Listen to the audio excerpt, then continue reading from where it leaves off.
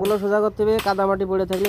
আর এই কলমের ওই গুঁড়াগুলো বাঁধেন না কেন, কলমের গুঁড়া জালির সাথে বাঁধেন না কেন? এই যে দুটো বেঁধেছেন ঠিক আছে, হ্যাঁ। এই যে 12 মিলি রোডের এই মাথা বেঁধেছেন আর ওই জায়গাতে মাঝখানে তো আরো দুটো এই পিলারে তো গুড়াই বাঁধার দরকার আছে। গুঁড়া, এই যে 6টা রড, এই গুঁড়া বাঁধার দরকার না। ওই যে গোড়ে না একটাও বাঁধিনি, ওটা তো একটাও বাঁধিনি। গুড়া একটা বাঁধা এত কলম সরে যাবে তো, গুড়া তো বাঁধা হয়নি। গুঁড়া তো একটাও বাঁধা হয়নি, এ তো সরে যাবে। এই গুড়া বাঁধতে না। তা আছে, রডগুলো সব পরিষ্কার করেন, ব্লক টলক ঠিক আছে, সমস্যা নেই। মাটামগুলো সোজা করে দেন, আর কলম যেন সরিয়ে না যায়।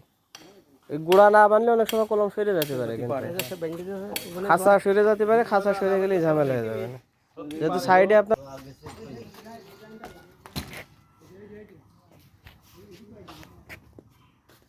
রোডে কিন্তু প্রচুর পরিমাণে ময়লা।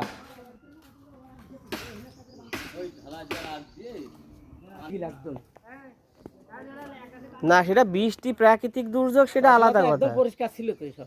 এই যেমন এইটা বান্ধাই হয়নি, দেখেছেন, এর গোড়ায় বেঁধে মাথায় বেঁধে মাঝখানে বান্ধিনি। কালকে একটু রেডি করিলাম যাওয়ার সময়। এইগুলো যে মেশিন সেট করেছে এইগুলো আগে রেডি করে দেন। কলমে প্রচুর পরিমাণে, রডে প্রচুর পরিমাণে কাদা, এই কাদাগুলো পরিষ্কার করেন।